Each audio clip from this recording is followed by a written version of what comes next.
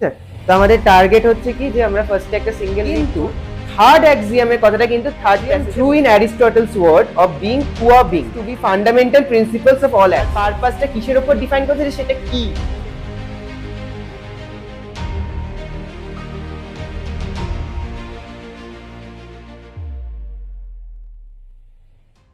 Page number 235।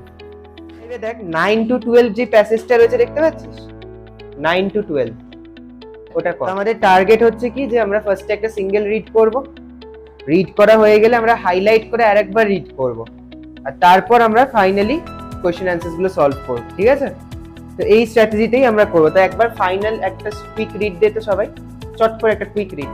First একদম quick read করবি, কি বলেছে সেটা যদি ভালো করে বুঝতে না পারিস অসুবিধা নেই, কিন্তু একটা কুইক রিড কর ফার্স্টে।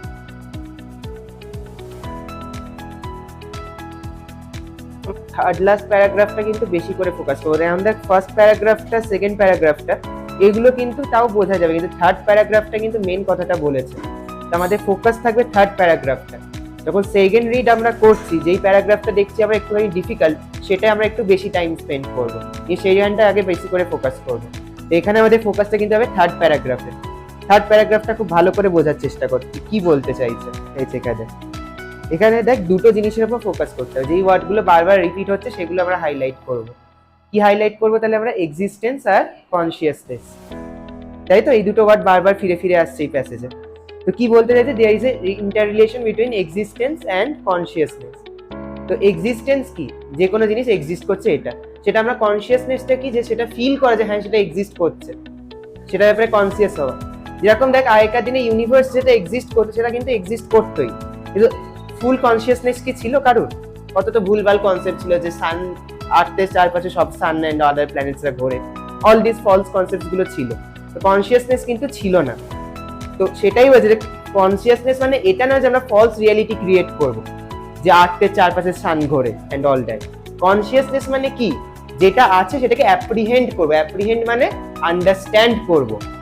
ঠিক আছে, তো সেটাই বলেছে যে আমাদের কি করতে হবে, আমাদেরকে আইডেন্টিফাই করতে হবে যে জিনিসটা এক্সিস্ট করে। তো এক্সিস্টেন্সটা হচ্ছে আইডেন্টিটি, আর আইডেন্টিফিকেশন কোনটা? কনসিয়াসনেস। আইডেন্টিটিটাকে চেনা, যেটা এক্সিস্ট করছে সেটাকে চেনাটাকে কি বলা হচ্ছে? Identification, that is consciousness. ঠিক আছে, আর এখানে দেখ একটা থার্ড অ্যাক্সিয়ামের কথা বলেছে যেটা থার্ড প্যাসেজে ছিল। ফার্স্ট আর সেকেন্ড প্যাসেজ আর ফোর্থ প্যাসেজ, এটা কিন্তু ফার্স্ট, সেকেন্ড আর ফোর্থ তিনটে প্যাসেজে কিন্তু একটা প্রাইমারি কনসেপ্টে ফোকাস করছে, কি? এক্সিস্টেন্স আর কনসিয়াসনেস। কিন্তু থার্ড অ্যাক্সিয়ামের কথাটা কিন্তু থার্ড প্যাসেজে বলেছে। দেখ থার্ড প্যারাগ্রাফে কি বলেছে? The third Axiom at the base of knowledge, an axiom true in Aristotle's word of being qua being, is the law of identity. This law defines the essence of existence to be fundamental principles of all actions. মানে এটা কি বলতে চাইলো? যে আমরা যে actions গুলো করি সেগুলো এক্সিস্টেন্সের উপর ডিপেন্ড করে। মানে একটা জিনিস সেটা এক্সিস্ট করছে, তার একটা স্পেসিফিক পারপাস রয়েছে, তার পারপাসটা কিসের উপর ডিফাইন করছে? সেটা কি, সেটার উপর আইডেন্টিটি। ঠিক আছে, যেরকম একটা গাড়ি, সেটার পারপাস কি? ট্রাভেল করে। সেটা এক্সিস্ট করছে কেন? আমরা কনসিয়াস কি যে এটা করে আমাদেরকে কি করতে হবে? ট্রাভেল করতে হবে। তো এটা আমাদের কনসিয়াসনেস। আর ওটা এক্সিস্ট করছে, ওটা আইডেন্টিটি কি? যে ওটা is a mode of communication. বোঝা গেছে? এই তিনটে অ্যাক্সিয়ামের উপর ডিপেন্ড করছে, একটা হচ্ছে এক্সিস্টেন্স, একটা হচ্ছে কনসিয়াসনেস, আর একটা হচ্ছে থার্ড আইডেন্টিটি, মানে তার পারপাসটা কি।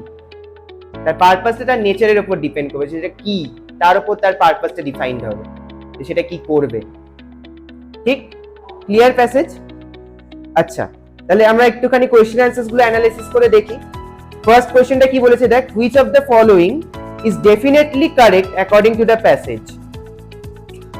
only what can be perceived exists.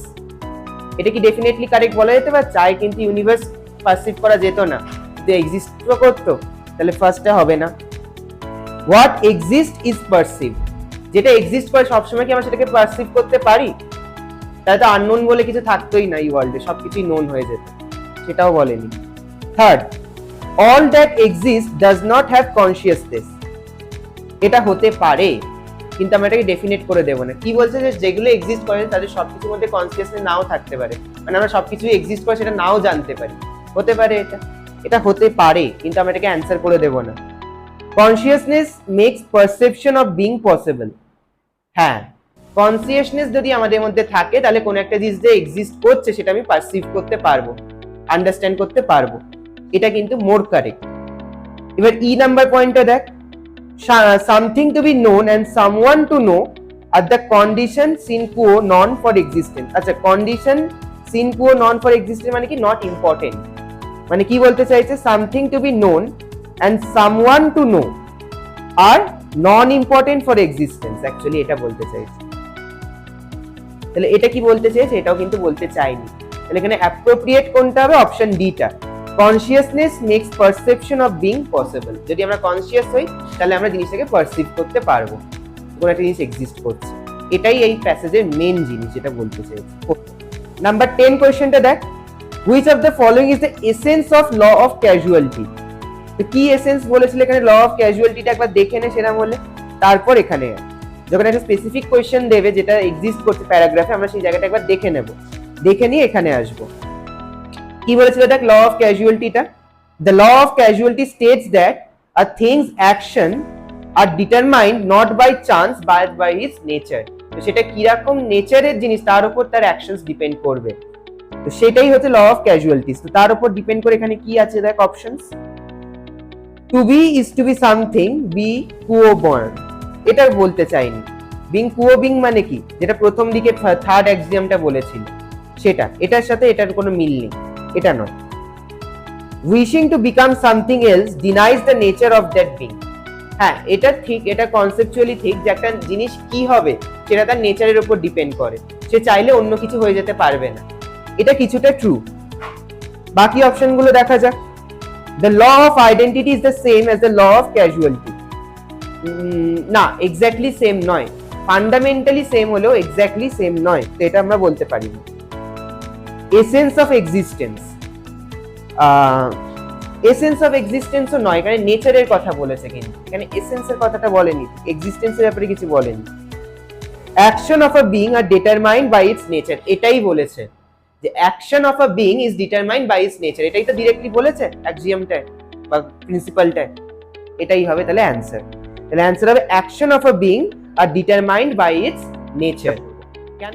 পরেরটা দেখ, which of the following can be best captured as identity and identification. Identity কাকে বলেছে এখানে?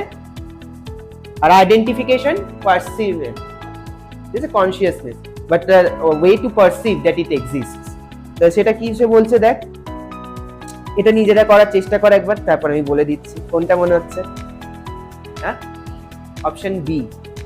কারণ দেখ, কলেজ মানে কি শুধু সেখানে কালচারাল ইভেন্টস করতে আমরা আইডেন্টিফাই করতে পারি একটা কলেজকে? অবভিয়াসলি নয়। টুইটারটাকে আইডেন্টিফাই করতে পারি টুইটার দিয়ে, যে হ্যাঁ এখানে টুইটার মানে এখানে আমরা টুইট করবো, সেটা দিয়ে আইডেন্টিফাই করতে পারি, ঠিক আছে। গভর্নমেন্ট মানেই কি শুধু ট্যাক্স দিয়ে আইডেন্টিফাই করা যায়? ম্যারেজকে কি শুধু চিলড্রেন দিয়ে আইডেন্টিফাই করা যায়? নেক্সট কোয়েশ্চেন, নেক্সট পেজে। The author would interpret Francis Baron's nature to be commanded must be obeyed. এটার মানে কি? প্রথম অপশনটা দিয়েছে দেখ, reality should not be modified or escaped but faced. হতে পারে, ঠিক আছে। নেচার বলতে এখানে রিয়েলিটির কথা হয়তো বলা হচ্ছে, যে সেটাকে আমরা এসকেপ করতে পারবো না, সেটাকে আমাদেরকে ফেস করতে হবে। এটা হতে পারে, কিন্তু আমরা অ্যানসার করব না। Man's existence depends on nature's whim, এটা কোনোভাবেই বলেন যে নেচার আমাদেরকে চাইলে মেরে ফেলতে পারে, নেচার চাইলে বাঁচিয়ে রাখতে পারে, এই কথাটা কোথাও এখানে বলেনি, এটা হবে না। Essential and objective nature is superior to humans, এটাও কোথাও বলা নেই। Obstacle are better circumvented than confronted, এটার মানে কি? অবস্টাকলস যদি আসে আমাদের পাথে, আমাদের সেটা ঘুরে যাওয়া উচিত, অন্য কোনো ওয়ে বার করা উচিত, ডাইরেক্টলি ফেস না করে, এটাও কোথাও বলা নেই। Before channeling nature, one must first comply with it. হ্যাঁ, এটা বলেছে। চ্যানেলিং এখানে হবে না, এটা চ্যালেঞ্জিং নেচার হবে। তো এটাই বলছে যে নেচারকে ফেস করার আগে আমাকে নেচারকে আন্ডারস্ট্যান্ড করতে হবে, নেচারের সাথে আমাকে যেতে হবে, তবেই আমি কিছু করতে পারবো। সেটাই তো বলেছে দেখ, must be obeyed. Must be obeyed মানে কি? মাস্ট বি কমপ্লাইড উইথ, তাই তো? তাই জন্য